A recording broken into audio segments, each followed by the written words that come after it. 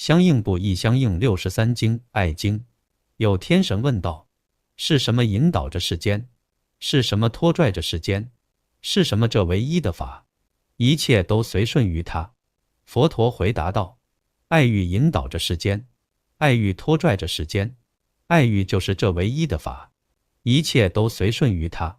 解释：这段经文采用问答的形式，探讨了驱动世间运转的根本力量。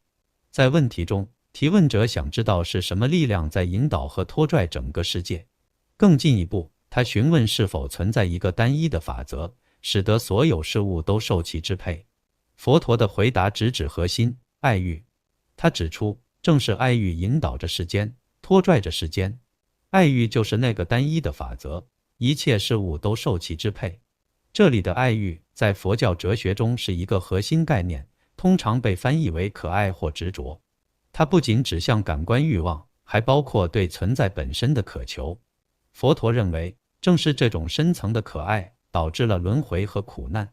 这段简短而有力的对话揭示了佛陀对人类状况的深刻洞察，指出了解脱的关键在于理解并超越爱欲。